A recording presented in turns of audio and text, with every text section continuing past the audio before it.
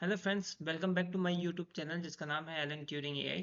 और आज के इस वीडियो सेक्शन में हम लोग अपने बाइनरी सर्च ट्री का सेकंड पार्ट देखेंगे कि कैसे हम लोग बाइनरी सर्च ट्री के अंदर पे डिलीट करते हैं। तो सपोज मैं एक यहाँ पे एग्जांपल आपके लिए बनाता हूँ। जैसे मेरे पास एक बाइनरी सर्च ट्री है जो कि कंप्लीट बाइनरी सर्च ट्री है, जिसका दो चाइल्ड है 50 का, दो चाइल्ड है। तो यहाँ पे ये हो गया 30, ये 30 है, ठीक है। और यहाँ पर जो है वो है मेरा 70, ठीक है। राइट साइड में हमेशा बड़ा रहेगा। और यहाँ पे जो है वो है मेरा 20, और यहाँ पे जो है वो है मेरा 40, यहाँ पे जो है वो है मेरा 60, और यहाँ पे जो है वो है मेरा 80। इस तरह का मेरे पास एक बाइनरी सर्च ट्री है। और इस केस में अगर मैं एलिमेंट को डिलीट करता हूँ तो कैसे डिलीट करता हूँ। तो सबसे पहले जो मेरा कंडीशन ये रहेगा कि मैं ये चेक करूंगा कि मेरा बाइनरी सर्च ट्री में नोड है कि नहीं। तो वो पहले मेरा कंडीशन रहेगा। फिर इलिफ कंडीशन में मैं देखूंगा कि वो जो मैं एलिमेंट डिलीट करना चाहता हूँ वो मेरा 50 से बड़ा है या 50 से छोटा है। अगर 50 से छोटा है तो वो मेरा किस पार्ट में जाएगा, लेफ्ट सब ट्री में जाएगा। ये मेरा क्या है, लेफ्ट सब ट्री है। ध्यान दीजिएगा बच्चा, ये क्या है, मेरा लेफ्ट सब ट्री है, और ये क्या है, मेरा राइट सब ट्री है। तो यहाँ पर मुझे ये देखना है कि जो भी मैं यहाँ पर करने जा रहा हूँ, मैंने जो भी एलिमेंट मैं यहाँ पर देखूंगा, तो वो मुझे पहले सर्च कराना पड़ेगा अपने रूट नोड से। और तीसरा ये रहेगा, तीसरा मेरा ये पॉइंट रहेगा कि जो मैं एलिमेंट डिलीट करना चाहता हूँ क्या वो उसका कोई चाइल्ड है क्या। जैसे सपोज इस केस में अगर मैं बात करूँ, तो इस केस में क्या है मेरा, इस केस की अगर मैं बात करूं, तो इस केस में मेरा क्या है, 20, 40, 60, 80। अगर मैं इन सारे नोड्स को डिलीट करता हूं तो इस सारे नोड्स में क्या है, मेरा कोई भी चाइल्ड नोड नहीं है। तो यानी कि एक ऐसा वैल्यू जिसका कोई चाइल्ड नोड नहीं है, वो एक पहला कंडीशन हो गया, no child node, no child node. दूसरा क्या हो सकता है, दूसरा ये हो सकता है कि सिंगल चाइल्ड नोड। अगर मैं 30 को अगर करना चाहता हूँ, अगर सपोज मैंने 20 को डिलीट कर दिया, चलिए समझते हैं इसको। तो मैंने क्या किया, जैसे सपोज मेरे पास क्या है 50 है, तो 50 हो गया।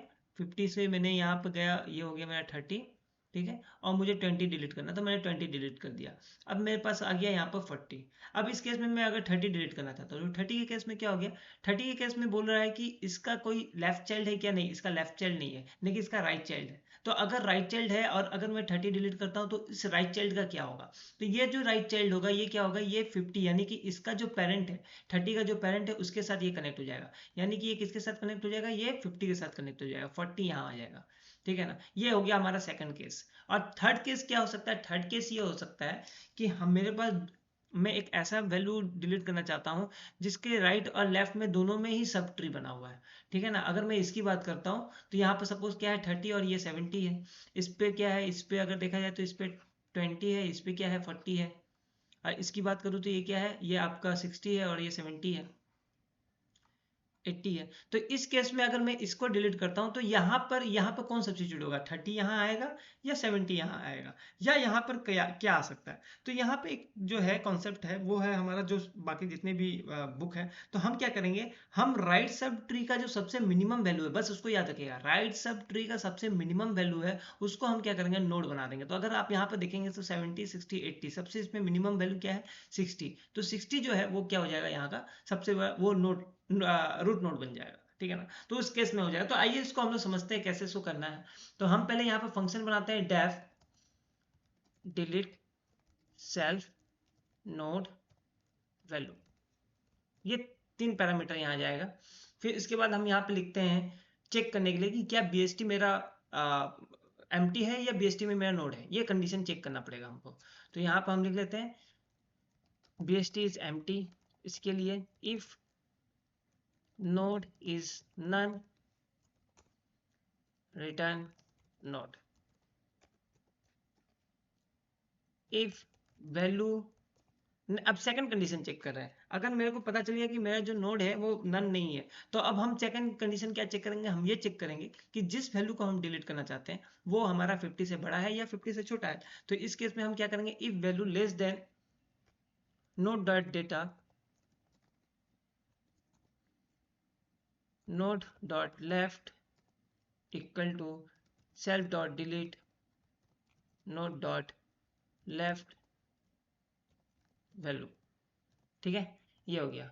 इफ अगर राइट रहा तो value greater than node dot data node dot write equal to self dot delete node dot write value, ये हो गया। तो इस केस में ये क्या हुआ, इस केस को एक बार समझते हैं। जैसे सपोज मुझे क्या डिलीट करना था, मुझे डिलीट करना है आपका 20। तो ये तो 20 है, तो ये वाला कंडीशन मेरा ट्रू होगा if value less then note 20। तो यहाँ पर क्या होगा, तो नोट का वैल्यू कितना है पहले यहाँ से ये चेक करना चालू करेगा। तो नोट डॉट लेफ्ट पर जैसे इसका एल्स पार्ट लिख देता हूँ मैं, ताकि क्या है कि क्लियर हो जाए। एल्स, यहाँ पर एल्स पार्ट लिख देते हैं, if node dot left is none, return node dot right.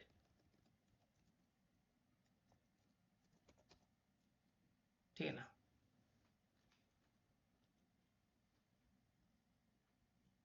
और if elif node dot right is none, return node, sorry, if node dot left is none, ये नोड जो होगा आपका स्मॉल होगा। if elif node dot right, return node dot left। else जो होगा वो क्या है, सक्सेसर जो होगा, सक्सेसर बनाऊंगा एक equal to self dot minimum, minimum node dot right, node dot data equal to successor data, and then delete node dot delete,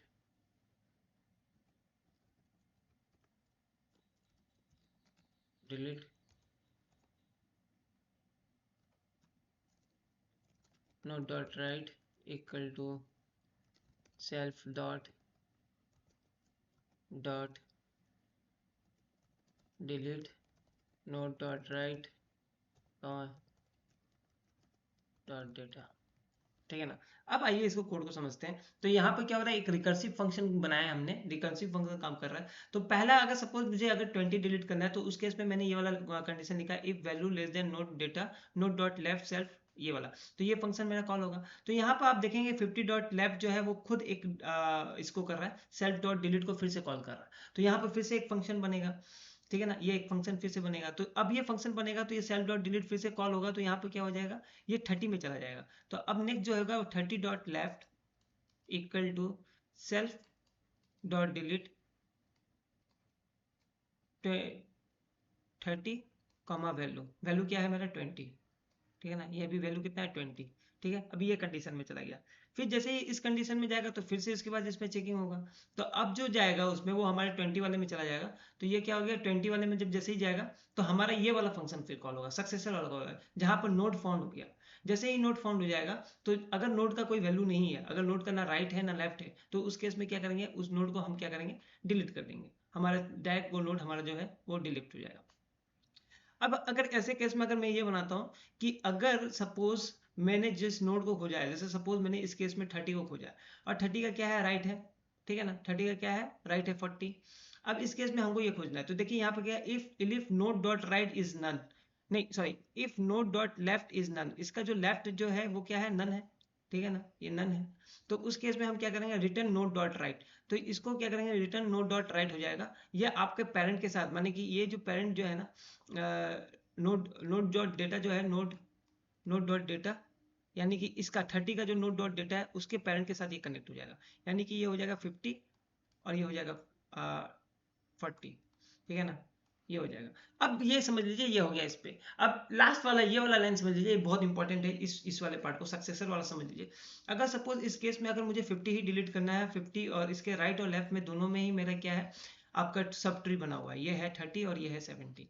अब यहाँ पर सवाल आता है कि यहाँ पर इस वैल्यू पे हम क्या सब्स्टिट्यूट करेंगे। तो इस वैल्यू पे हमारा वही वैल्यू जाएगा जो राइट का सबसे लोएस्ट लिस्ट मिनिमम वैल्यू होगा। तो हमने क्या किया, यहाँ पर 6 एक सक्सेसर बोल के वेरिएबल बनाया, और बोल क्या रहे हैं उसको, सेल्फ डॉट मिनिमम फंक्शन को कॉल कर रहे हैं, जो कि नोट डॉट राइट, यानी कि राइट का जो है ना उसका जो मिनिमम वैल्यू है उसको वो कॉल करेगा और यहाँ पे चला जाएगा। तो अगर आप देखेंगे तो यहाँ पे मेरा कितना है, 60 है, और यहाँ पे देखेंगे तो ये कितना है, मेरा 80 है। तो सबसे मिनिमम वैल्यू यहाँ पर कितना है 60 है। तो एक सक्सेसर जो मैंने बनाया उसके अंदर कितना चला गया 60 चला गया। अब ये 60 को हम क्या कर रहे हैं नोट डॉट डेटा, यानी कि ये जो नोट डॉट डेटा है, नोट डॉट डेटा को हम क्या कर रहे हैं equal to successor dot data. Successor dot data कितना हो गया 60, तो ये 50 की जगह पे आ जाएगा अब 60, ठीक है ना। अब यहाँ पे क्या है node dot data self dot delete function को कॉल करेंगे और जैसे ही ये वैल्यू को फिर ये ट्रैक करेगा और फिर इसके बाद इसका कनेक्शन जो है यहाँ से वो हटा देगा, ठीक है ना। तो फाइनली जो मेरा बाइनरी ट्री बनेगा वो कुछ ऐसा बनेगा 60 और यहाँ पर अगर मैं रखता हूँ 30, यहाँ पर अगर मैं रखता हूँ 70, यहाँ पर अगर मैं रखता हूँ 40, यहाँ पर अगर रखता हूँ 20 और यहाँ पर अगर रखता हूँ मैं ये वाला एलिमेंट, तो यहाँ चला गया और यहाँ यहाँ पे चला जाएगा 80। तो ये फाइनली हमारा BST हो जाएगा। So it's a very important part, मैंने पूरा ये कोड लिख दिया है। तो ये इस तरह से पूरा हमारा बाइनरी सर्च ट्री काम करता है। बाइनरी सर्च ट्री का जो डिलीशन पार्ट है वो काफ़ी इंपॉर्टेंट है, इंटरव्यू में भी पूछता है। क्यों? क्योंकि ये क्या है एक कंप्लीट बाइनरी ट्री के अंदर पे एक ऑलरेडी हमारा जो बाइनरी सर्च ट्री जो है वो बना हुआ है, उस बाइनरी सर्च ट्री के अंदर पे आप क्या कर रहे हैं डिलीट कर रहे हैं। जैसे ही आप डिलीट करते हैं तो उससे क्या होता है कि बीएसटी का जो प्रॉपर्टी है, क्या प्रॉपर्टी है, प्रॉपर्टी ये बोलता है कि जो रूट नोड होगा उस रूट नोड के राइट साइड में मैक्सिमम वैल्यू रहेगी, उससे मैक्सिमम वैल्यू रहेंगे और लेफ्ट साइड में जो रहेंगे वो मिनिमम वैल्यू रहेंगे। तो ये वैल्यू ये जो है ये प्रॉपर्टीज आपका मैच होना चाहिए, यानी कि आपको एलिमेंट को ऐसे डिलीट करना है कि ये जो प्रॉपर्टीज है ये प्रॉपर्टीज आपका रहना चाहिए। अगर मैं इस कोड को अगर मैं करता हूँ, मैं इसको एग्जीक्यूट करता हूँ, एग्जीक्यूट करने के बाद देखिए मैंने वही बनाया 50 30 70 20 40 60 and 80, this is my value and now. So मैं यहाँ पे एक लाइन मिस कर गया था, रिटर्न नोट। आप लोग यहाँ पर रिटर्न नोट जरूर दे दीजिएगा, रिटर्न नोट देने से ये पूरा वर्क करेगा, ठीक है। सो फ्रेंड्स एक बार ये हम लोग इसका आउटपुट देख लेते हैं। तो ट्री बाइनरी सर्च ट्री जिसमें वैल्यू मैं दे रहा हूँ 50 30 70 20 40 60 80, ये मेरा वैल्यू है और ये इंसर्ट कर रहा हूँ, इंसर्ट फंक्शन कॉल किया और पहले तो मेरा इन ऑर्डर ट्रेवल्सर प्रिंट होगा और फिर उसके बाद मैं सर्च ऑपरेशन कॉल कर रहा हूँ, 60 को सर्च करूँगा और 100 है कि नहीं, तो यहाँ पर वो बता देगा 60 है या 100 है, तो वो मेरे को आउटपुट देगा। फिर मैं मिनिमम वैल्यू यहाँ पर रिप्रेजेंट कर रहा हूँ, प्रिंट करूँगा और फिर मैक्सिमम वैल्यू प्रिंट करूँगा। फिर delete leaf node 20 tree dot root tree dot delete, और ये है tree dot in order tree dot root, ये मेरा रहेगा। तो और फिर डिलीट रूट नोड में 50 कर रहा हूँ, एक बार 20 डिलीट कर रहा हूँ, एक बार 50 डिलीट कर रहा हूँ, फिर उसके बाद देखता हूँ क्या इसमें आउटपुट आता है। तो आइए एक बार इसका आउटपुट देख लेते हैं। तो यहाँ पे इन ऑर्डर मेरा हो रहा है 20 30 40 50 60 70 80, 60 है हाँ, 100 नहीं है, ठीक है। मिनिमम वैल्यू 20 है और 80 है। अगर मैं 20 को डिलीट करता हूँ तो उस केस में क्या हो जाता है 20 यहाँ से हट जाएगा और अब देखेंगे इन ऑर्डर ट्रेवल्सर जो मेरा प्रिंट हो रहा है वो कुछ ऐसा हो रहा है 30 40 50 60 70 80। और अगर मैं रूट नोट 50 को ही डिलीट कर देता हूँ तो फिर कैसा हो रहा है 30 40 60 70 80। So it's a very interesting, आप इसको देखिएगा क्योंकि अगर मैं इसकी बात करूँगा तो ये कुछ ऐसा ही मेरा शो करेगा। ग्रेट। सो होप आपको ये कोड समझ में आया होगा और अपने साइड से आप इसको प्रैक्टिस करिएगा। Thank you.